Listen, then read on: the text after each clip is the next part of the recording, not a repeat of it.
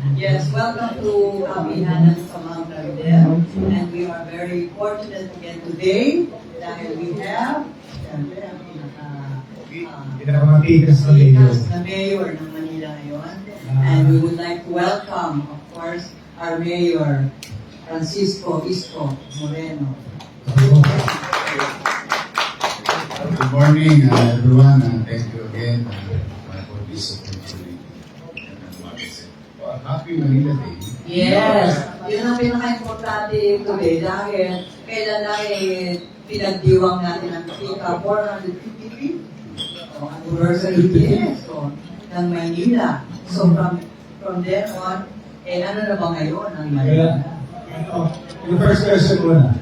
455th anniversary ng araw ng Manila. At first time yata ginawa ang State of the City Address sa Iloilo Grandstand. So, yung first question natin, bakit doon kaya? Well, thank you. Ang naisip kasi namin, with all the hardship internally in the city government, with regard to grave fiscal mismanagement, all the situation, anxiety of our people, maybe not only in Manila, but all over the country, and the people of the Filipino abroad, with regard to the blood control scandal, then kinatungan pa ba ng Iran-America war. All these things happening, parang we wanted to come up with an idea to celebrate the establishment of the city of Manila with the people. Usually kasi, kami-kami lang yan. It's a city officials event. Oo, kami-kami lang yan. But this time, dahil ito'y piyesta ng Manila, mas minabuti namin na i-involve ang mamamayan ng Manila. Namaramdaman nila kahit na hirap ang buhay. Parang isang nanay, isang tatay sa loob ng bahay, di ba? Pag-piyesta, di ba? Inirarapos mo. Kasi it gives you hope. One, pagkapistahan, ang kostumbre at tradisyon ng Pilipino, ipagpasalamat sa Diyos o sa poon ng particular na geografiya, yung mga bagay na meron sila. And to continue to be hopeful. So, adapting to that custom and tradition, yun ang ginawa namin. We invited almost, at least, one person in every street of the city. Pag tinignan mo yung demographics no, invited. Buong Manila talaga. Tapos, gusto ko maramdaman naman nila na may biliwanag ang buhay. There is a light, then the tunnel. Parang maging hopeful, masaya, good vibes, chill, bonding ng community, even yung mga barangay official na hindi nagpapamita kasi sa ibang barangay sila, organization, businesses. Then, gusto rin namin bigyan ng pagkakataon yung ibang mga Manileño na matikman yung mga pagkain magagaling na kinikilala ngayon sa Manila, whether it is Fusion Alley, whether it is Ugbo, whether it is Pandakan, whether it is Tuldo, Sampalo. Kaya makikita mo halos lahat doon ay mga sumikat na Manileño na nagtitinda. So, yun ang gusto namin atmosphere. An event, a celebration, but people-centered celebration. At the same manner, we wanted to report yung ano na ang kalalagayan ng Luzon after 1 year. Ano na nga po ba ang kalalagayan ng lungsod after 4 years na pamumuno po ninyo sa Manila? Actually, 1 year pa lang ulit. Kasi yung 3 years, tulong muna. We're okay eh. Despite the pandemic, economically, domestic, we're doing fine, but when I left, we were shocked of the situation. But we try to, instead of pointing fingers, but we don't. It is our obligation to state facts. It's not about pointing fingers. After stating facts, we created some actions, financial engineering, behavior, discipline, efficiency. After 1 year from the ICU, I think, financial ICU, yung Maynila. I think, modesty aside, today we can honestly state and say we are in the recovery room. Ibig sabihin, we are not still off the hook. If we misbehave with regard to management of our limited resources, we may suffer the same thing.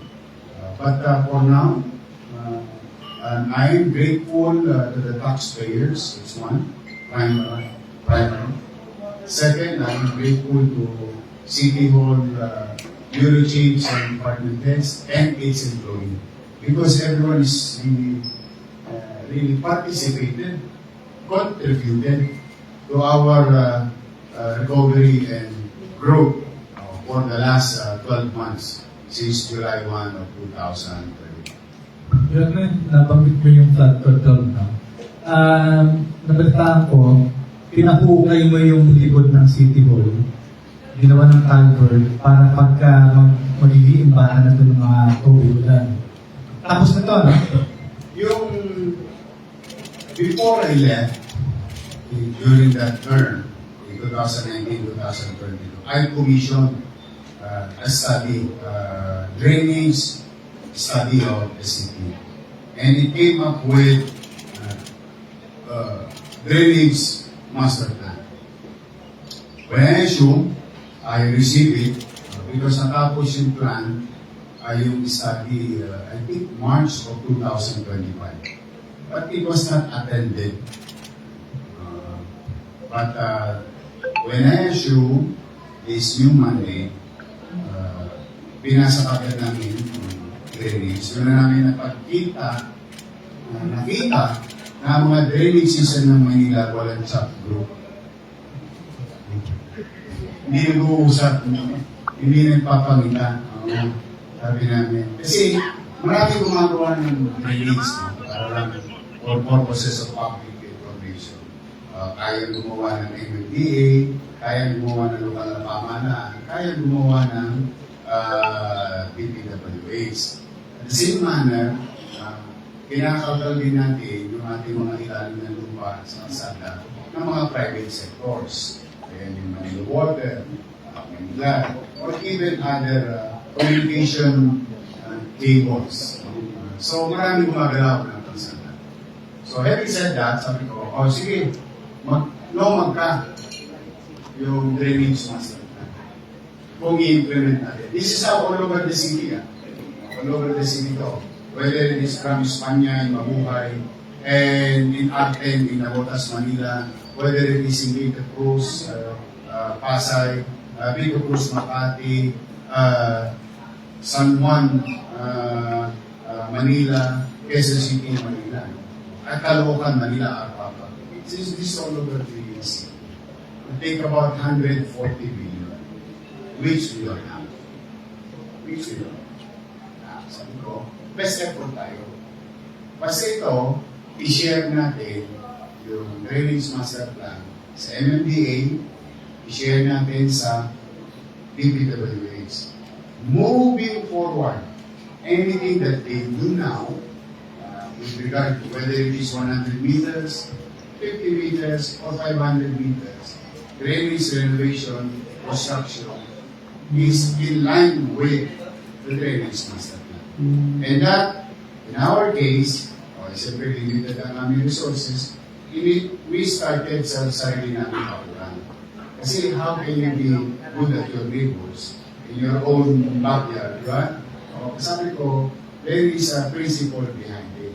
Dapat subukan natin kasi talaga naman binaba ang siklo ng araw pa. Pero hanggang bukong-bukong lang. Yung nakaraang taon, may umabot na ng turo. So it must be a problem.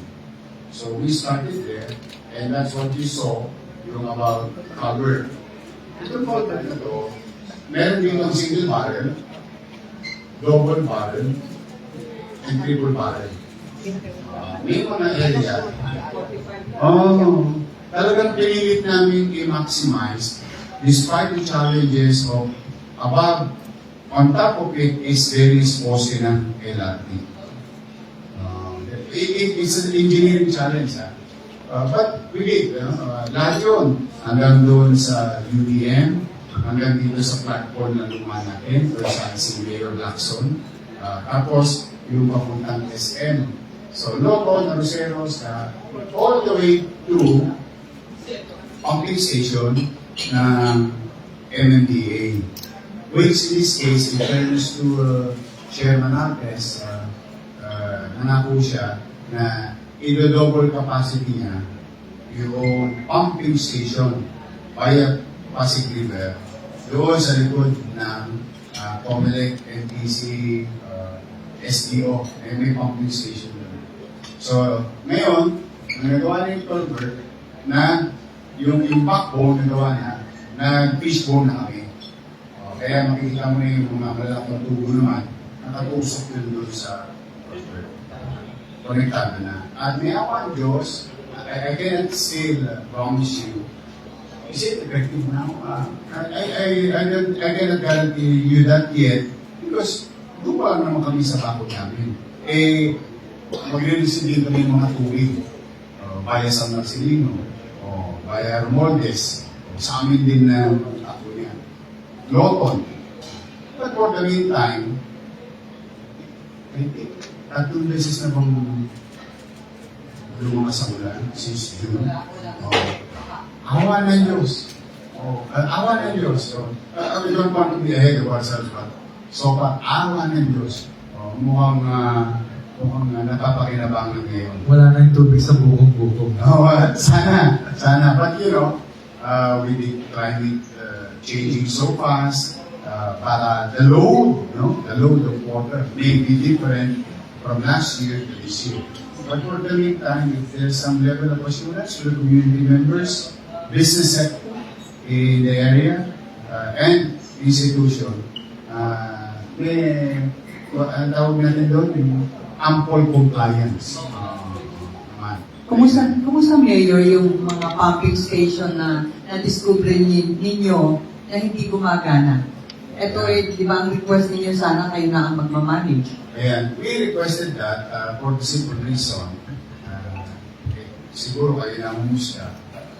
Kapag tinanganan namin talagang kahit 24 oras namin tatalin ng mga tubo niyan, okay lang. Kasi minsan, kasi national. Pag hindi mo talaga, sila yung North Star. Pagbaba ng programa, maraming kusinero. Kaya kung minsan, panis na. Pagdating. Alam natin pare-pare. So we wanted to act fast and to confront it fast. That's why we requested. But in fairness to President Bongbong Marcos, we were told we will address it. Then came Secretary Vince. Sulog ako is now running and is going to be fully operational at the end of the year. Now, yesterday, I think you heard Secretary Vince, yung request namin na yung mga pumping station sa Ross Boulevard na di baterya. Gusto yata nila EV. But is so, baterya. Yung generator. Kasi naging habit nga na gagawa ang national government, hindi hihingi ng building permit. Ang katwira nila, national government sila. Ang hindi nila naintindihan, pag wala silang building permit, hindi sila bibigyan ng kuryente ng Meralco. Yun. Kasi hihinga ka ng structure, electrical, and so on and so forth. So for so many years, it's not being done. Now, when Secretary Vincent and I talked to Sasabu, ako nang tutulong. Padadala ko sa inyo silang isaka. Tulungan namin kayo. I-restructure yung design and so on and so forth. But it was funded and done. I have to give credit to MMDA. I have to give credit to the DPWH. And I have to give credit to President Marcos. Because they've been attending to it. So, kahapon, tumakbo na yung isang pumping station. I think it's a federal pumping station. Dalawa pa. Abad saka, I think, Paura. So, they're on track. Both national government, MMDA and DPWH. Now, marami pa na dapat talagang mga pumping station ay mga kaya ba ng MMDA i-maintain? Kasi lahat ng gumagana ng pumping station ay tangan-tangan ng MMDA. Yung mga hindi gumana, hindi ma-entrega ng DPWH sa Maynila o sa MMDA kasi wala nang hindi tumatakbo. Siyempre, hindi naman tatanggapin ng MMDA. Hindi rin naman namin tatanggapin. Saka naman nakakita sa dampa. Nung nawala yung motolight, hindi gumana yung pumping station kasi may sira yung baterya. This is literal. This is not metaphor. It happened in dampa. So now, I think things are being put into right order. There is now synchrony in action, sharing of information, plans and programs from national front. So, hindi namin kailangan na namin. Now, we believe because there is already a result. And I hope this type of results or results that is happening will continue to have better results for our people, especially in the Paco area. Inaabangan namin kasi nagawa na ng MMDA yung nasirang floodgate yung may malakas na mga kasapan. And all over the city. So, tapos na muna tayo dyan sa flood problems. Yung kung problema naman ng mga, or yung issue ng mga schools natin, how safe are our schools right now after this naganap na shooting spree? Kaya kang nilabas na yung mga This is, it goes to everyone. Not only us as a city.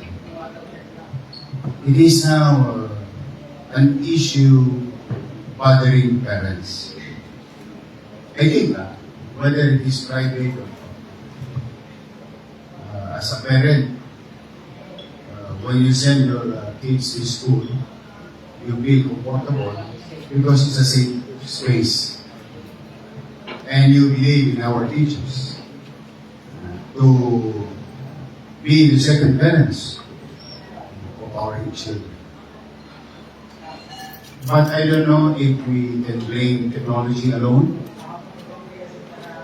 or we can blame the economic situation, or we can blame, or maybe we can blame and blame and blame. But you cannot hide the facts that are facts na nangyayari. At posible bang mangyari ulit? Posible. Dala ng exposure ng minor de edad sa mga impormasyong hindi pa nababagay sa kanyang edad. Because of access to such visual aid and unfiltered information. Kasi yung bata na, huwag ka manood yan. Di ba, ginagano tayo ng airmat natin eh. So, bawal sa iyo. Ginagano tayo ng bata tayo. So na, yung pagkuha natin ng informasyon sa paglago at paglaki bilang bata at bilang tao sa pamayanan, dahan-dahan natin nakukuha. Ngayon, imbudo, salok na salok. Kaya, ang confusion ng isang minor de edad with regard to this information, ang taas. Kaya akala okay lang. Kaya akala nila, di ba, ngayon, anong pinagtatalunan ngayon, di ba, yung civil and criminal liability. Because may mga urot. Kaya mo yan. Wala kang oblo yan. No. Kaya mo yan. Mamaya kukunin ka ng nanay mo. No. Tapos uwi ka na. You know, but because of this situation, lumalala. Pwede pa ba mangyari? Posible. Are we safe in Manila? We wanted to. We're working on it. But can we prevent this happening? We are trying.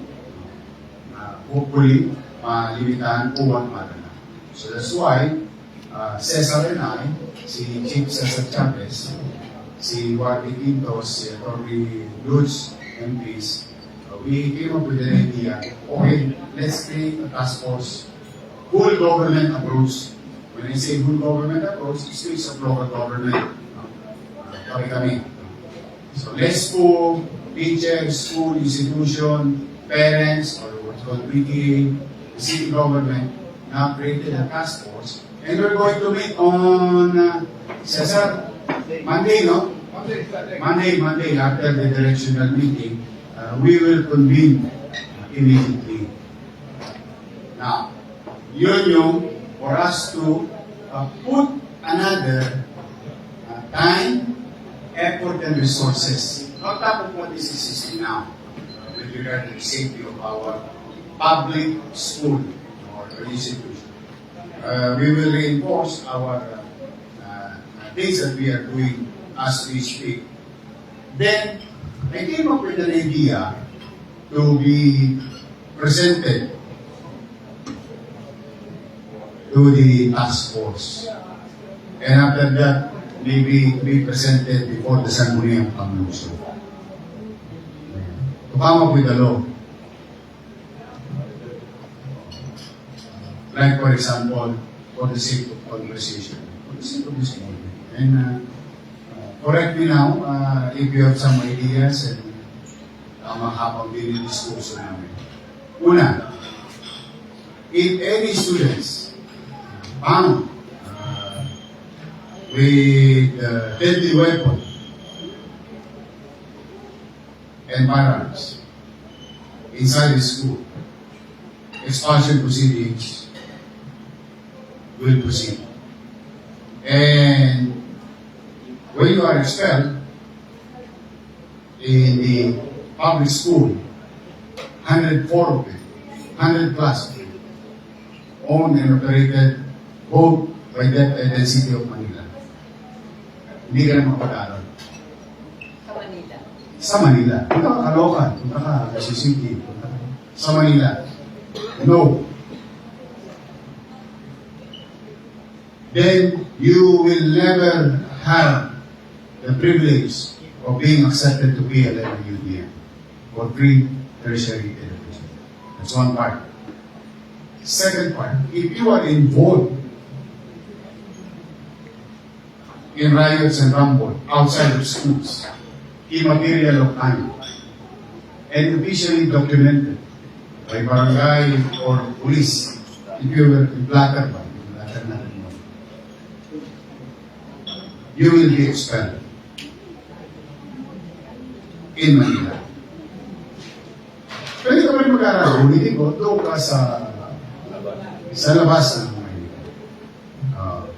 Third, if you were reported officially bullying one person inside the institution,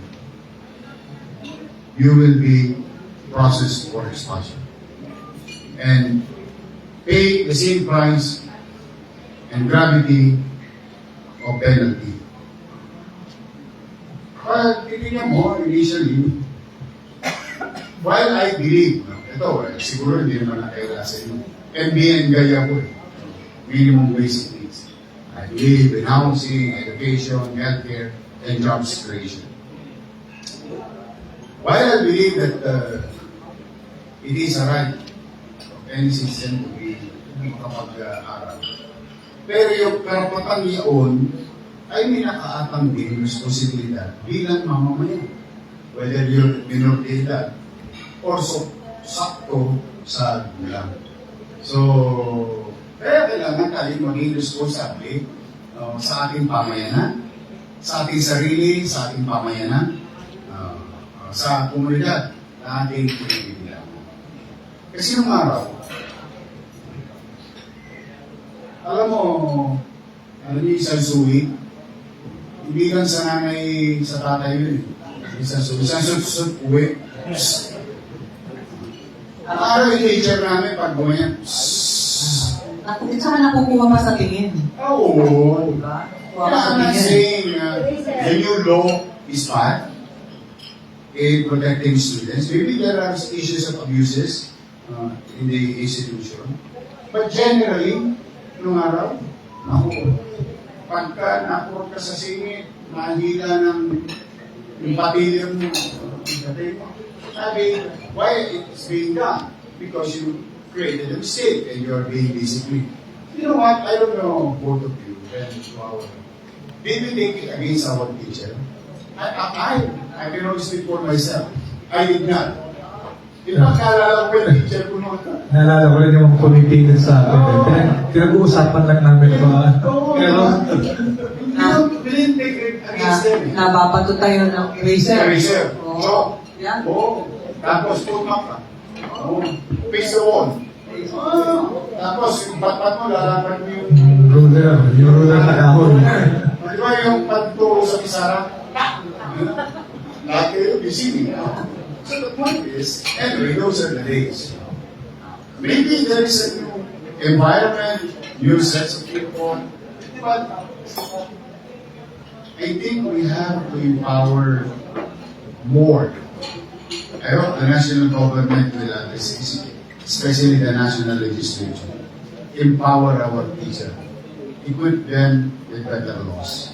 Instead of crucifying teachers when they're disciplining the students, di ba marami kasi kino-crucify agad yung teacher, pinapako agad sa push yung teacher pag dinidisiplina yun. Kaya yung mga ATABs, lumalakas ang loob.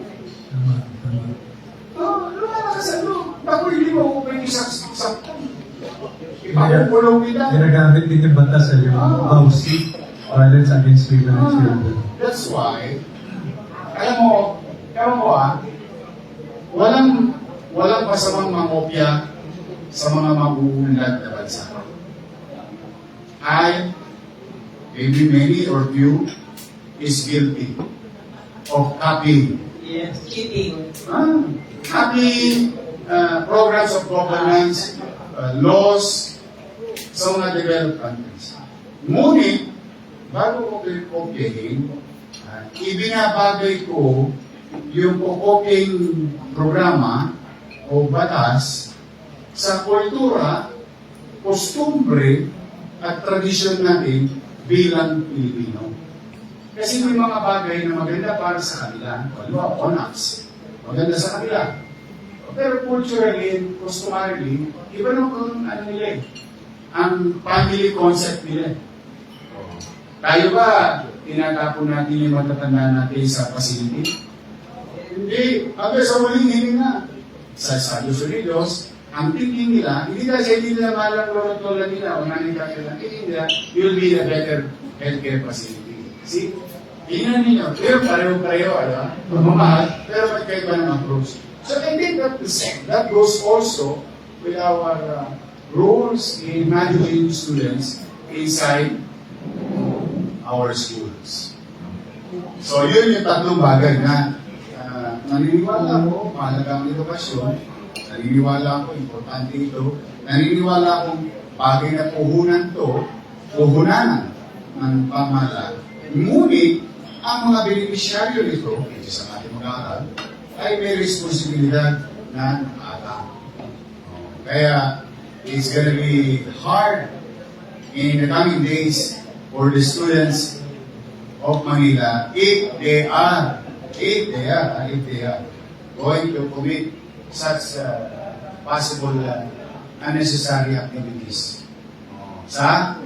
Ulitin natin kami ni Cesar nagdidiskurso kami dito. Ang insidente sa eskwelahan, hindi lang nagsimula yan sa eskwelahan. Pare-pareho, shoutout sa mga nag-aaral sa public school. Hindi yan sa loob ng eskwelahan, sa loob ng classroom. Minsan, abangan pa lang yan sa kanto. Abangan ako sa kadadaanan. Kaya kami, sir, tatawa kami. Nagsisimula yung gulo sa labas. So we included. So those who are going to participate in riots that you see, di ba? Mga ataps na yun. Nako, ingat kayo mga bata. Lalayo ang eskwelahan ninyo. Mapupunta kayo sa Quezon City, sa Caloocan, yung sa ibang bayan. It can be somewhere else, but not in Manila. Why? Habang dinidisiplina namin yung iilan, we are now looking at the greater numbers of parents and students and teachers safety while they're inside our prison. Ito ba yung takda, sapat na pamamaraan? I don't know yet. But, are we going to do this? Yes, we are going to do this. Mayor, may dagdag ko lang, yung mga makikitang guilty sa mga 9 volts, sa mga ganyan kabuluhan. Ano naman po ang magiging parang penalty o kaparusahan doon sa mga magulang? Kung sakaling ganyan may iba dyan, mga recidivist ng kabataan, tapos ganyan pa rin. Alam mo yung purview namin? Talagang 1-2 sawa namin inuhuli. Yung sa gabi lang Ilan ang tinira namin doon sa Solving Boy sa isang computer shop sa Lakandula. It's a continuing process, but at the same time, we continue to believe in existing laws that protects the children and parents. No? Limited. Hindi ko ba sinasabing nakaposas ang kamay ng pamahalaan sa pagpapatupad. Particular, attending to minors. No? Now, anong kaparusahan ng magulang? Nako, hindi po ako lawyer. I hope those who are watching correct me if I'm wrong. Maaaring pamisan-misan, medyo magulungin, hindi kasi kahit ako nalilito na dyan sa tribunal. Nalilito na ako sa batas niya. Sige, let's just say, for the sake of conversation, because we are all confused, I hope somebody will clarify these things. Di ba, wala kang criminal liability. O sa mga magulang, shout out. Hindi lahat ng walang criminal liability ay walang kaakibat na civil liability. Di ba ba? If I remember it during our law school. One, chikot ka, nakarehistro sa'yo. Tapos may kaibigan ka, nasira yung sakyan. Kaya mo, pera mo muna ng ano mo, chikot mo. Pinala mo, pinira mo. Gamit ng kaibigan mo, naka-aksidente. This is saying, kung naman loob ng Diyos, nakapatay. Siya may hoyo. Ikaw may tosgas. Yung civil liability na sa'yo. Same manner, yung minor de edad, under, tangan-tangan sila, at responsibilidad ba sila, ng kanilang mga magulang, ay magdudugo po ang bulsa ninyo. Dahil papapanagutin ko kayong civil, na matas. Yun yung pagkakaunawa. Hindi wrong about it. Pero, yesterday ang PNP, 5 cases. Yung charges. kasi more than 15 years old na siya. 15 plus 1, below 18. Yeah, and I think the criminal procedure, filing of criminal charges is now on its way. Being done by the Philippine National Police. Pero 14 anyos. Walang liability. Mas marami yata ang nangyayari yun, no? Mas bata. Kanya, dahil yun yung 9mm, yung look, yung sakitan niya. Anyway, Kaya bago natin bigay sa mga kasama natin sa media, Okay. gusto muna natin magpasalamat sa sponsors. Nakalimutan natin kanina. Of course, salamat sa Philippine Charities and Stakes Office, sa Philippine Amusement and Gaming Corporation, and syempre sa Office of Manila Mayor Isko Moreno. Dahil walang sawa silang sumusuporta dito sa ating kapihan. At i-announce ko na rin yung sa mga may sasakyan na nakapark, 100 pesos lang ang babayaran ninyo kasi nagaling kayo dito sa kapihan. Sabihin ninyo 100 lang kasi sisingin kayo 150. Sayang yung 50 pesos. Okay. Okay, thank you. So now we open the floor for the questions from our media friends. mention your name, o kilala ko naman lahat ng sa Okay, go ahead, please. Hello. Good morning. Nakasabayan pa natin to, Yorme. Good morning, Mayor. Rosalie po. Mayor, yung sinasabi niyo pong expulsion sa mga estudyante na masasangkot, ito po ba, yung panukala po ba na ito, uupuan na po ba ng konseho? At urgent po ba ito, kailangan may pasa? Depende sa task force that we created. It's just one person's idea. That's why you created a group of people who are expert in their respective field of undertakings to come up with a meeting and come up with a plan. Ano pa ba ang mga posible? So after that, of course, it has to be in a form of, because there's penalty, there must be an enabling law. In this case, local government, and there must be enabling ordinance that we may submit before the Sangguniang Pangluso. Yes. So may mga warnings din po yan bago ma-extend. Yung expulsion proceedings there is already rules and regulation on the process of expulsion. The ordinance that we are thinking is immediately you will be subjected to expulsion proceedings. Now, how far is the route? It is up to the group of individuals within the institution who is obliged to process expulsion proceedings. Yorme, magandang umaga po. Aaron from SMNI.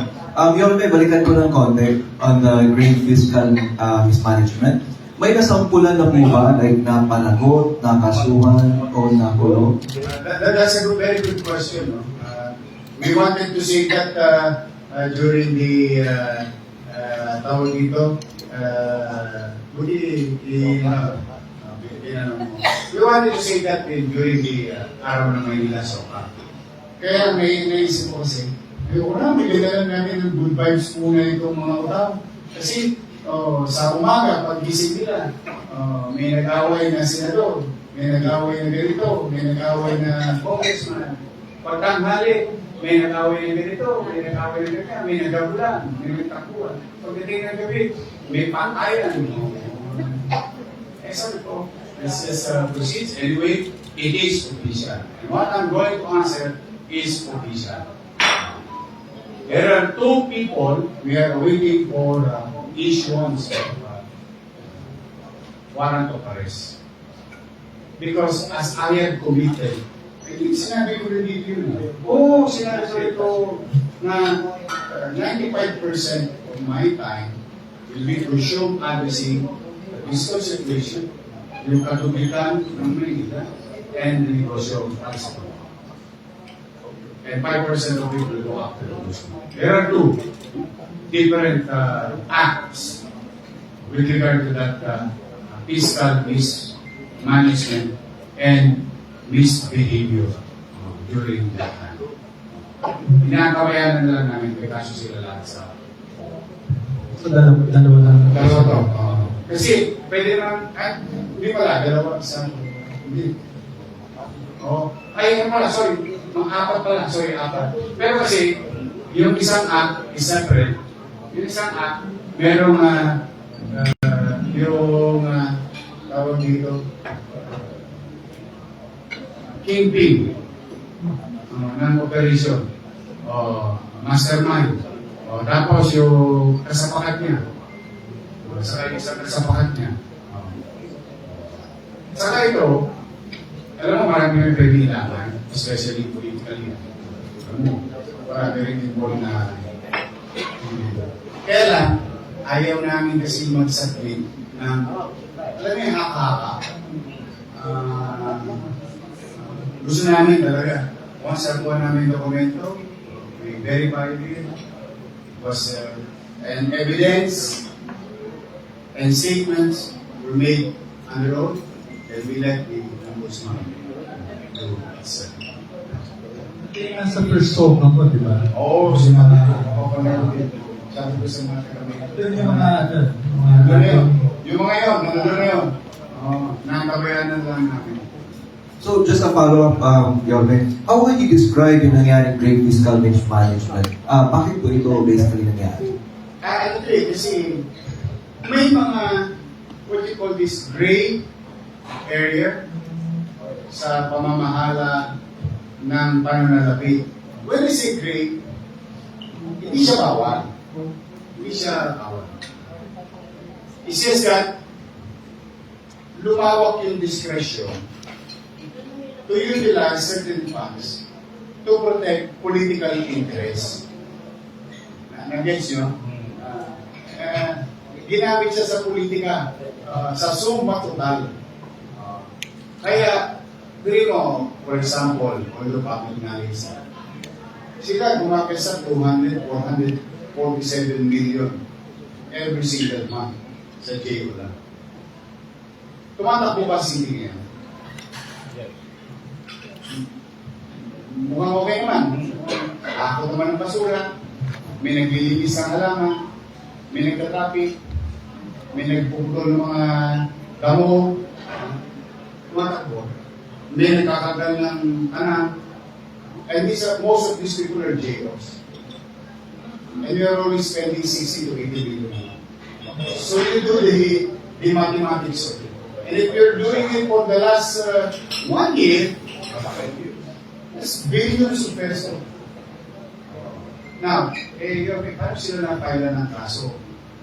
Sabi mo, great. Sabi mo, pwede naman. Ako, pwede naman. Kaya lamang, may mga official statement under oath that the beneficiary is not receiving the stated numbers in the paper. Halimbawa, yung katulad ng biniro ko sa SOCA last year 24, tinanggap ko po ang ginagit niya 30. Kaya maraming JO nagka-hydrocephalus. Ang buko dito. And they think tinutulungan sila ng pamahalaan. Hindi, ginamit sila ng politiko. Di ba? O yan, nagkakita po sa mamaling o mampulit. Pero pag tirahan sa bola de kubeta, tawagin natin mga araw, tinitira ng ballpen sa kubeta yung resulta. Naalala mo yung saya lang yung mga so, bola de mga araw, o bola de kubeta, pulilo sa kubeta lang para matitama yung mga I think that's the same happened. And I don't want to discuss it further. At least you have a glimpse of what they did. And these are the reason why charges were filed against them. Andy Subilla, Mayor. Lorne, yung lifeblood ng ating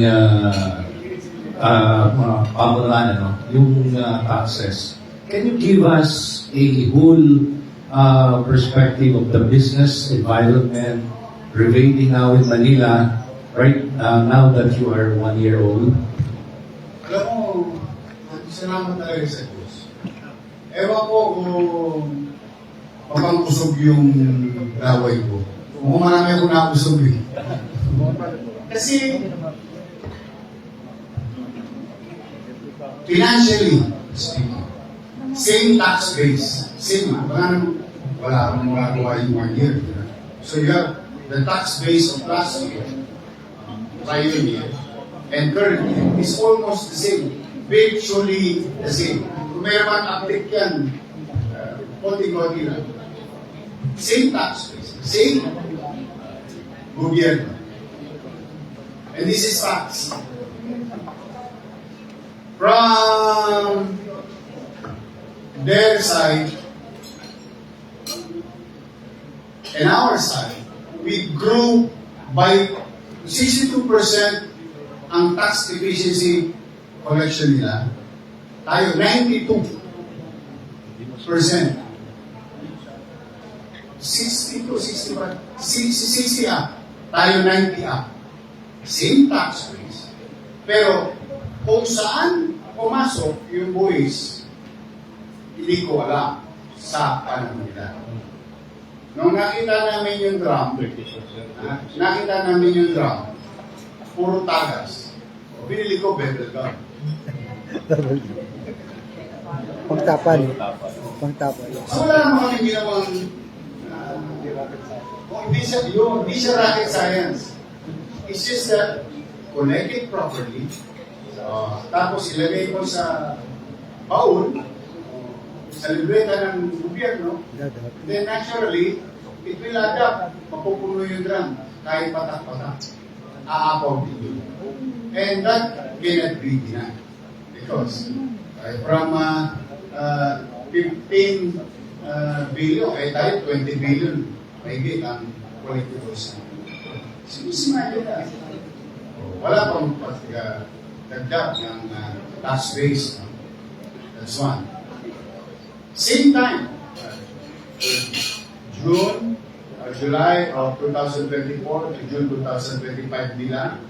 Tapos, year-on-year comparative, panahon natin, July 2025 to June 2026, we grew 305%. From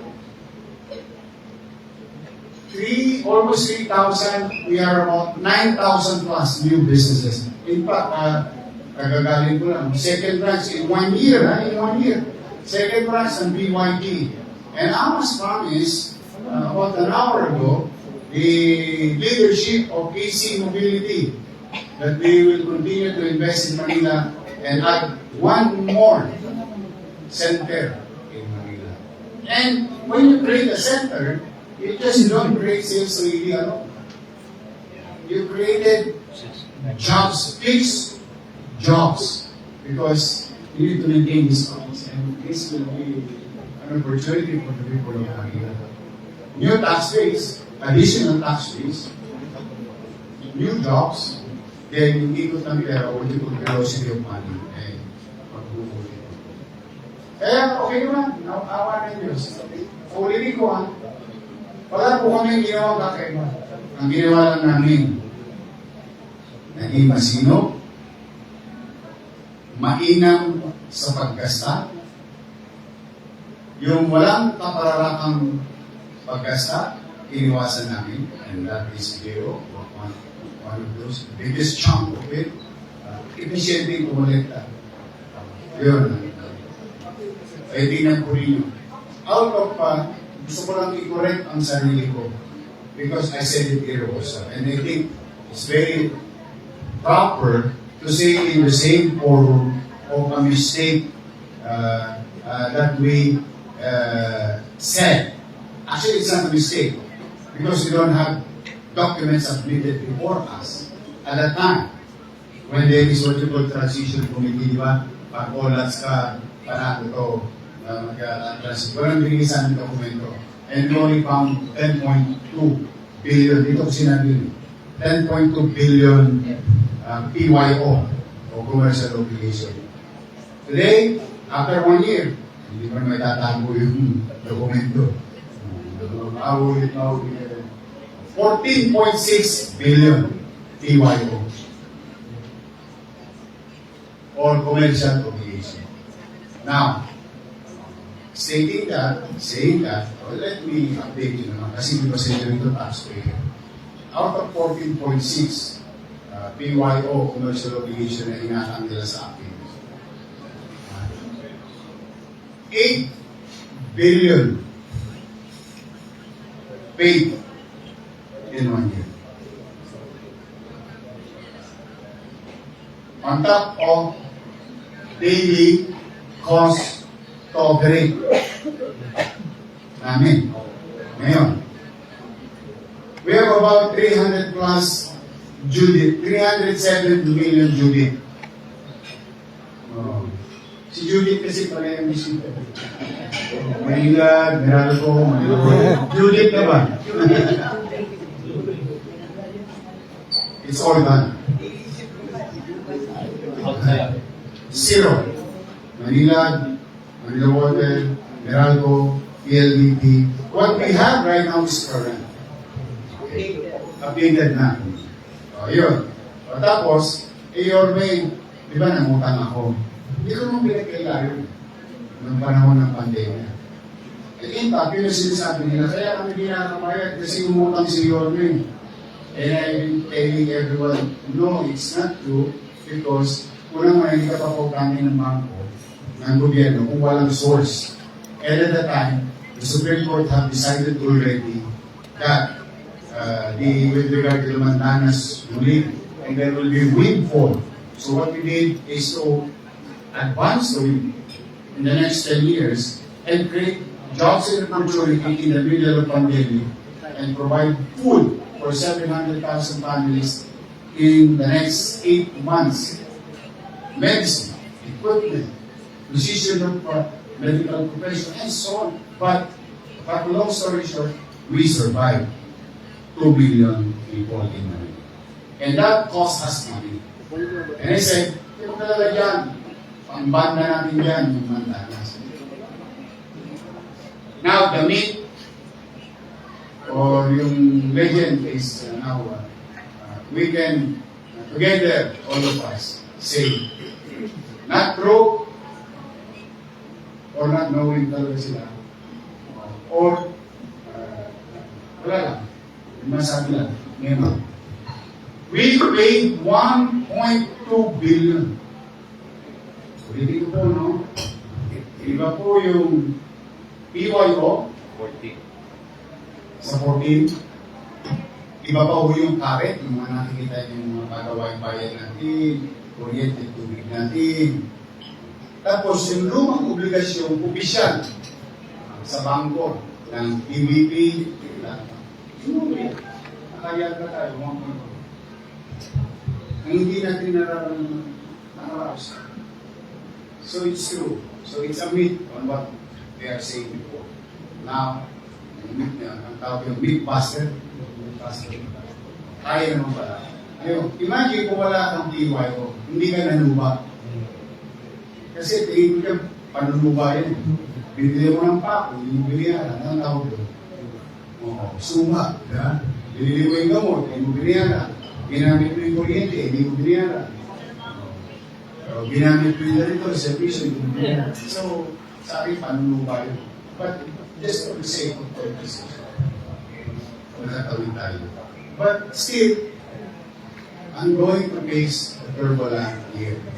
Because obligation is obligation. Pagkamat hindi ko yun ginawa.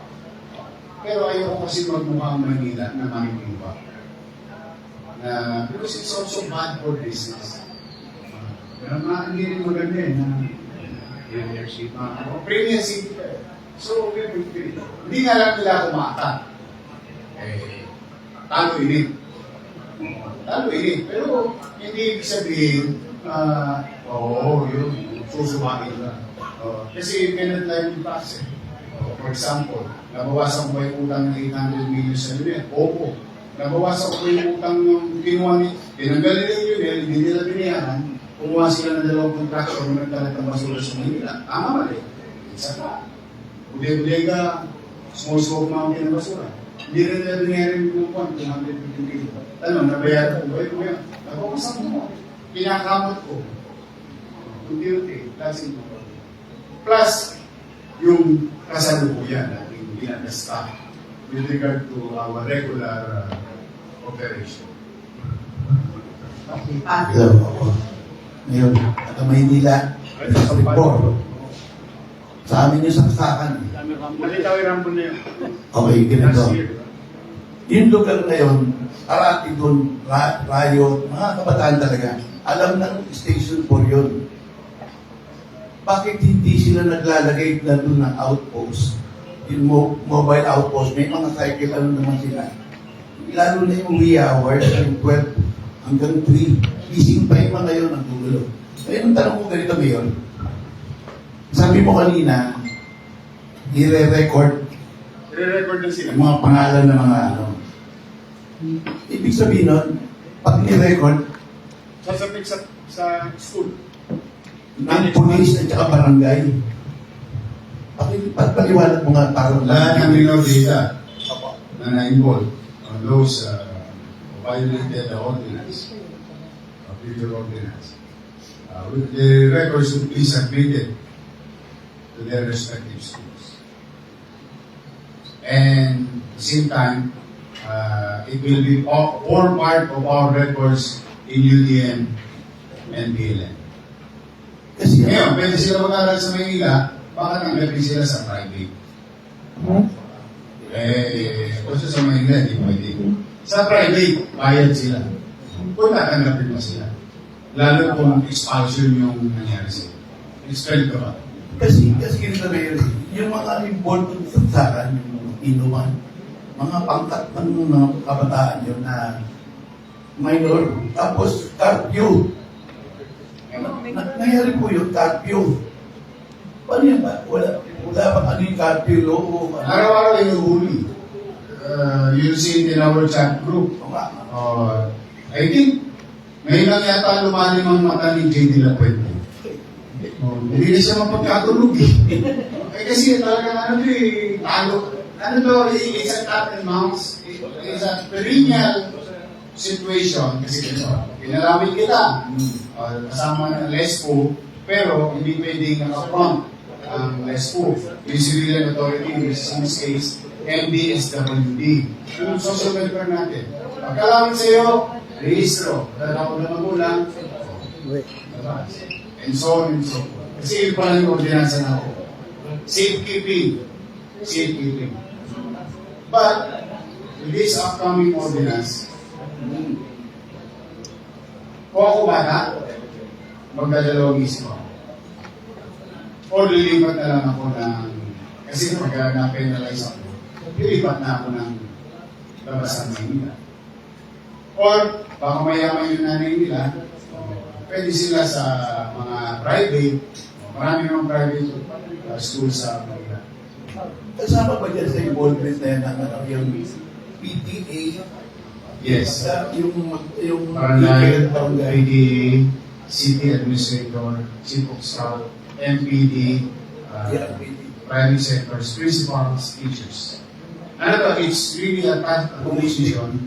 Then para siyang the EO 29 is enabling this group to come up with a plan on top of whatever it is today with regard to the safety of the environment, school environment. Ano pa pwede namin magawa together? To be submitted before the Sangguniang Commission. Ang nalawa yung tanong ko, sakayo ka ba na i-sensor na yung mga social media sa kabataan? Ako? Meron tayong MPC, Sabi ko, PRC, hindi, ito walang biro. Ito walang biro. Ang dami natin iniisip paano papatayin yung yung IP address. May VPN naman. Hindi makaka-access din. Ako, suggestion ko lang. Baka wala nakakaisip. Baka lang. Lahat ng social media we can coexist because it brings business opportunity and certain relationship to one another and reaching the world and in fact some of it learning outlet na. But ito payo ko sa suggestion ko lang. Gumawa kayo ng batas na lahat ng social media account ay verified. Tapos na usapan. Subukan mo mangupal. Subukan mo magbanta. Subukan mo mamolestya. You are a verified account. Verified, there are things that you need to submit. Yung mukha. IDs. Kung wala ka naman kinakatakot, bakit hindi mo sasabihin ang mukha mo? Yan nga, hindi ka pala naka-iPhone. Hindi rin naka-iPhone to. Pero ba yun, pag nag-ano ka, pag first time mo siya, ayun, meron ba? Ayun, sorry, hindi ko na-alam. Diba? So when you create an account, whether it is Fiverr, whether it is the SIM cards must be registered. Implement nyo na gusto yun. attached to a person. Once you use a SIM card of a number, it is attached to you and unique to you. Once you are verified account holder, hindi ka na makakapag-dummy account. Hindi ka na makakapag-molestya ng bata. Bakit? Kasi once you are verified, you can easily be found by our enforcement unit, domestically and internationally. O di na mo pag hindi natin mo ang lahat sa... So, pwede ko sabihin, mukhahin mo yun sa... I-verify sa lahat ng account. Lahat ng account. Okay lang ako. TikTok, okay lang ako. FB, Instagram, or kung ano man. But the one who's going to make an account, to socialize digitally, to engage digitally, must be a real person. Sa alien person naman ako kami. Oh, real. Sa totoo buhay, hindi naman pwede 3 isko. Hindi naman pwede 4 na isko. Hindi naman pwede 5 isko. Isa lang ang isko. Oh, ako si isko. Okay na. Hindi talaga. Pata, I hope you take note of that. It may not be a great idea, but it's one thing na magkakaroon ng kapanatagan ang bawat isa. Na kapag ang lahat ng sasabihin mo, pagkagawin mo, at pati mga namulis, mahahabol natin kapag sila ay went beyond or violating rules. Yari ka. Yari ka, Pat. Wala na yung mga, yung mga account, Abdul,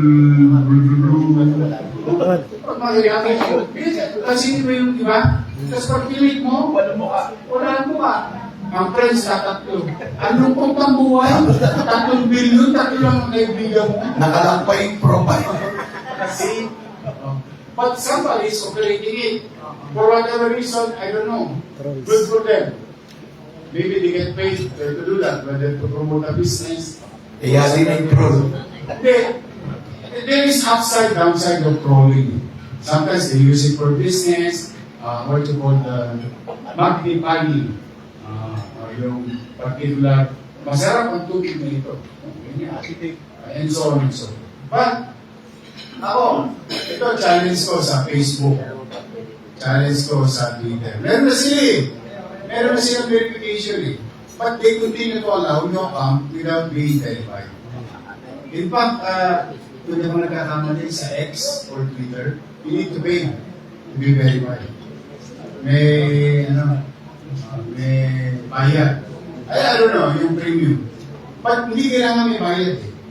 Kailangan maobliga ang TikTok, YouTube,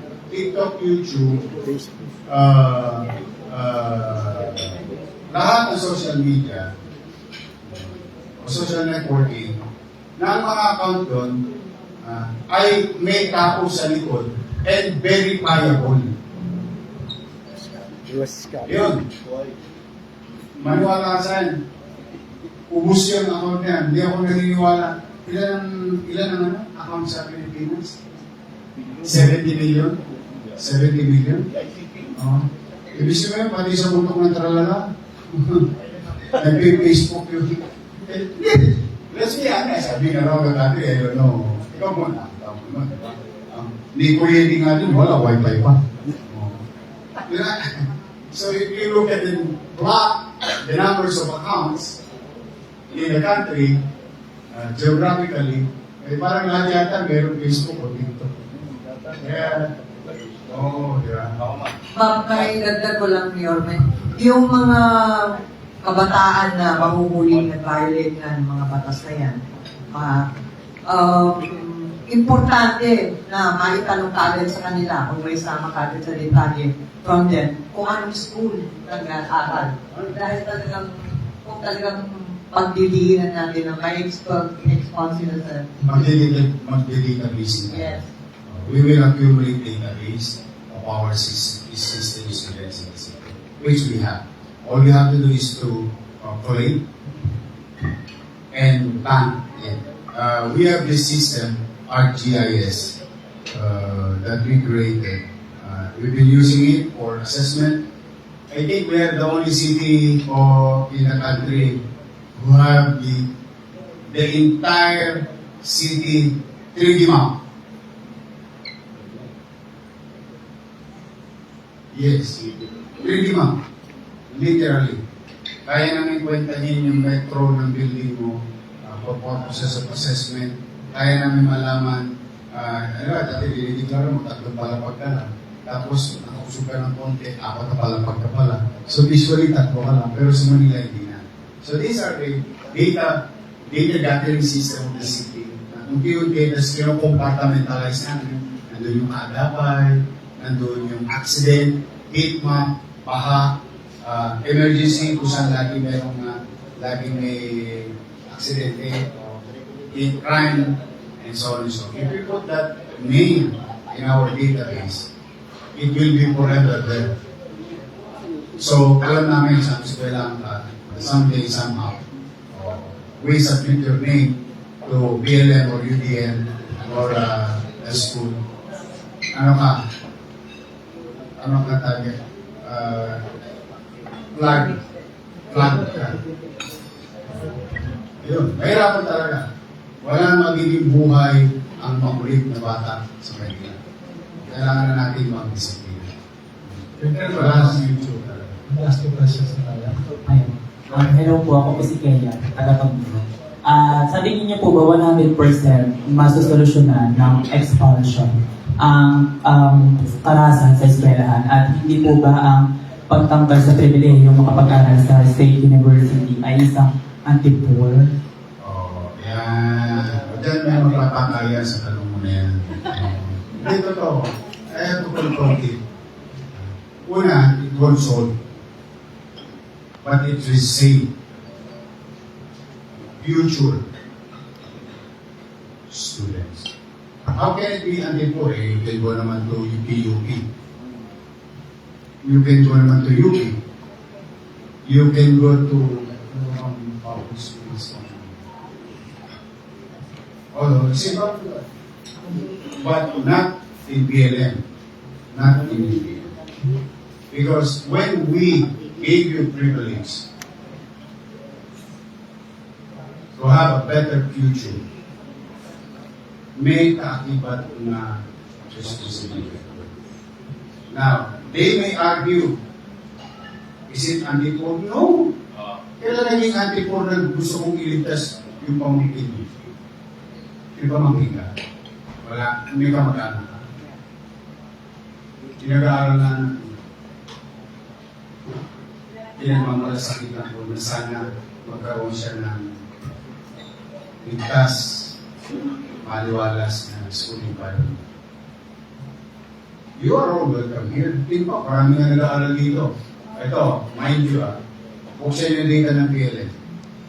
Marami dyan ng Manilans.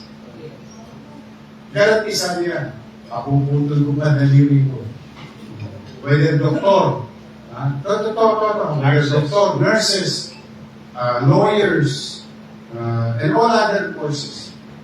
So, it is not about who's poor or who's rich. It's about the safety of our children so that may kapanatagan ang damdamin ng bawat ina, ama, magulang, na ang kanyang anak na sa loob ng paralan ay maging laging ligtas. Pero yung ibinigay ng pagkakataon, ulit-ulitin ko, may responsibilidad. Walang pinagkaiba yan. Mon, huwag kang mag-alala, yung basura, hahaputin ko sa tapat ng bahay ko. Pwede ba makisuyo? Huwag mong ilalabas sa oras na hindi dapat ilabas. See, I'm doing my job to collect the garbage, but you're doing your job as a citizen. Because you don't want to throw your garbage there. Kasi pag umulan, So, pag tinignan mo yung prinsipyo na yun, it works, it will be better, no? It will be better if people and government work hand in hand instead of identifying such act on a negative way. and hearing some, alam mo yung lata, talagang maingay yan pagka konti. Ang laman. Pero yung nakararami, tahimik lang. Yan ang aking concept. And I may be wrong. But I guarantee you, hindi pwede maging antipunan. Bibigay nga ako condominium sa squatter. I mean, ayoko kasi magbuhat ng bago eh. Kung meron nakakagindi sa mahirap, siguro ako na yun. Lalaking ko na dito sa pamahalang lusudan, ako na yun. Ako na yun. Tiyak yun. Tiyak yun. Kahit sa conversation namin na, yung iba ko naman mga kasama sa likod bayan, nakaranas din ng tira. Kaya lang hindi sila kumain ng tira ng tao sa masarap. Hindi sila nag-cycle board. Hindi sila nag-pedika. Hindi sila nangupahan. Hindi sila nag-sport. That's why I know it very well. So the intention of your city is not to regret later on for not doing anything. I'd rather make mistakes of doing something and fail from it than doing nothing and watch elementary students, high school students, ipinapasok natin sa mundo. Kailan nakapabayaan natin. Ayun, meron lang akong isang question. But before that, I'm just curious, no? Because I'm a pamantasan also, no? Way back in 77. When I entered pamantasan, ginastos ko lang 100 pesos. I'm just curious, how much, magkano ngayon ang, for one year, operation. 1 year. Oh. I think easily about, to operate lang about 800 900 billion. Can I understand you already paid the when I left, let's say, when I start as mayor, from 250, when I left, it became 350. When I left again, it went down to 250.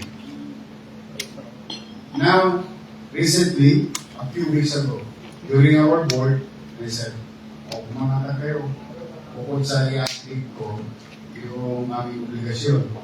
At yung lumang obligasyon, i-dadagdag ko. O ngayon, dadagdagan ko pa ng 15 million. Ibabalik ulit ko isa dahan-dahan tao ng pag-angat ng tulong na pera sa PLN. Which is this year, this coming budget season, magiging 300 na. We are getting help from CHED.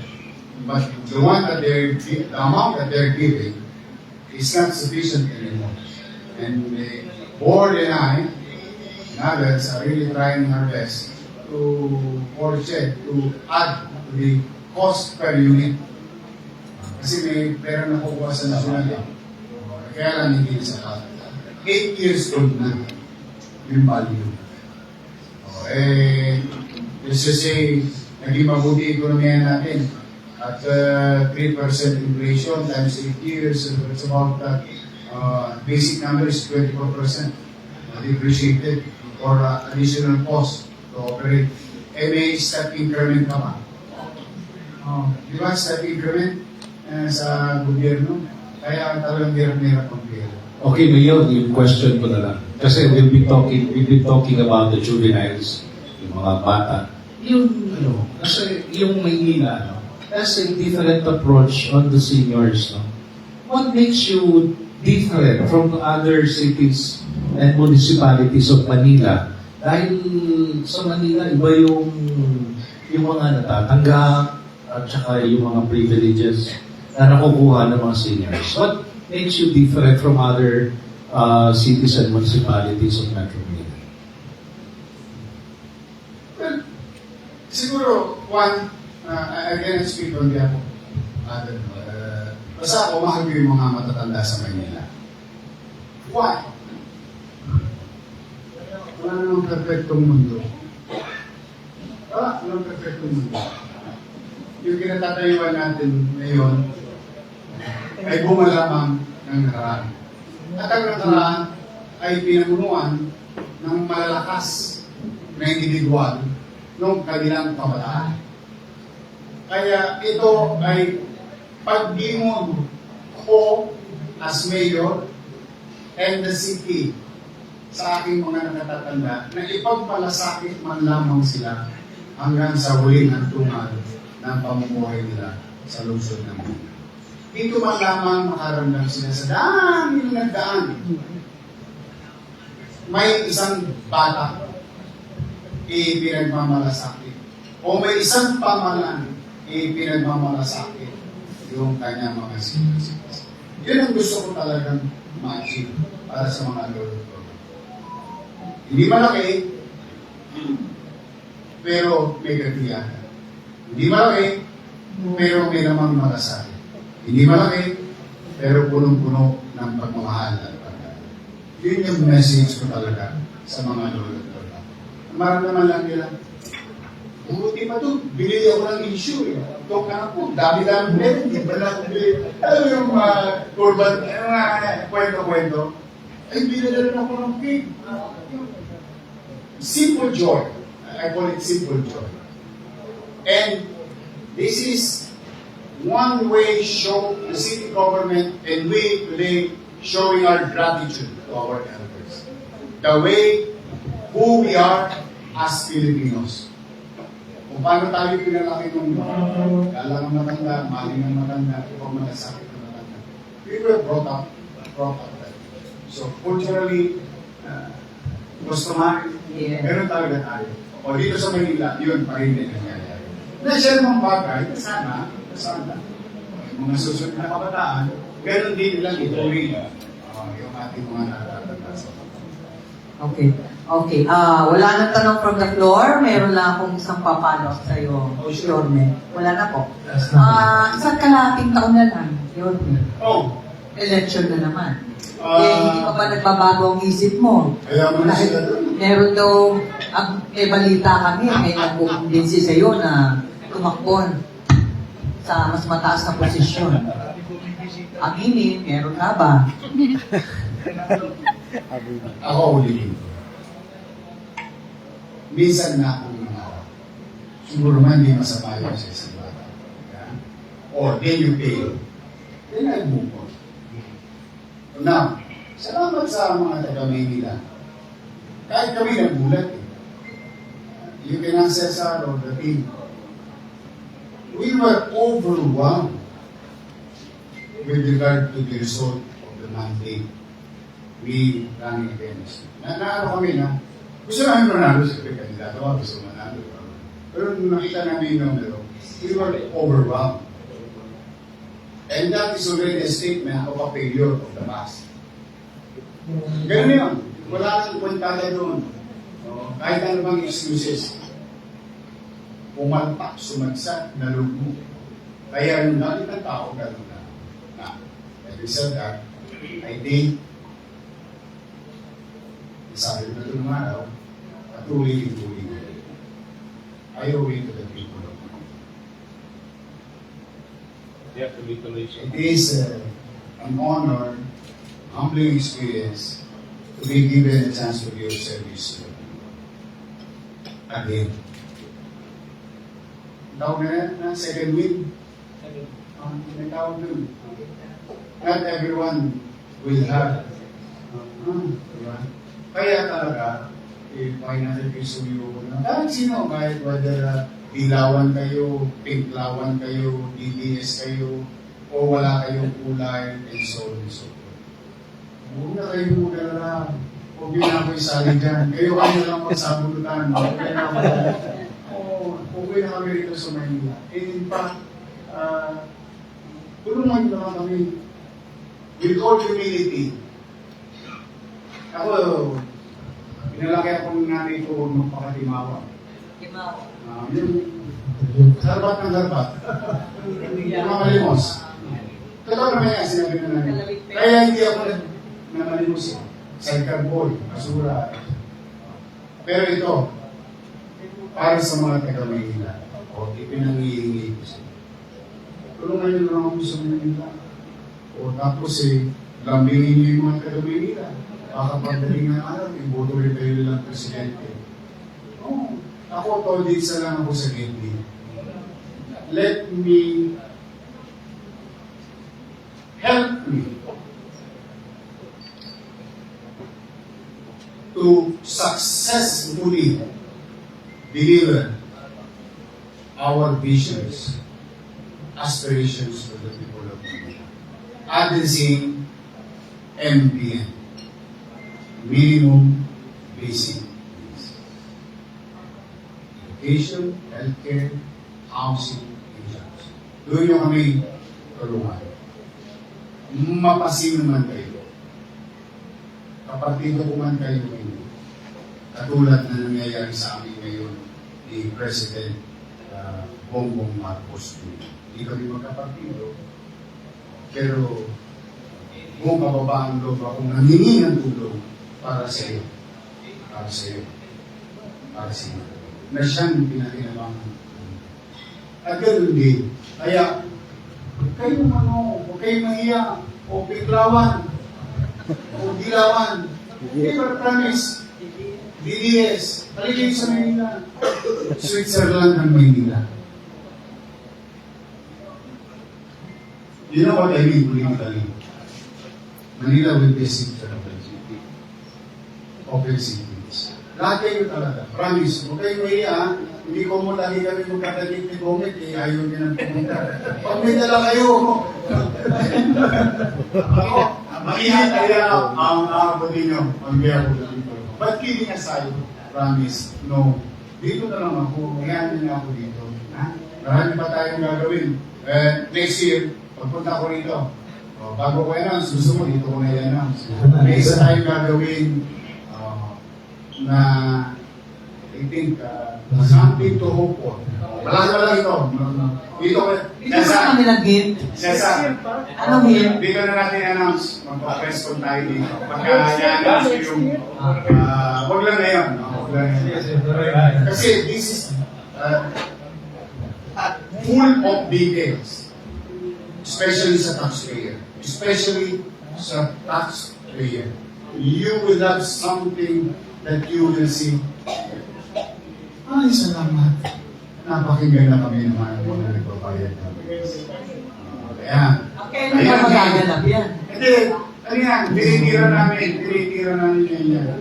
Kaya kasi it's full of details. So we don't want to print everything. But, promise ko sa Claridel, or Leonardo, dito na lang tayo mag-press con sa pag-i-launch na natin. Okay. Kaya muli po, pasensyahan na ako mga pinglawan. Oo, may sinasabi sila. Ano na kayo, Mayor? Kumbaga, balimbiglaw kayo. Uy, action democratic ako, hindi ako napalit ng partido.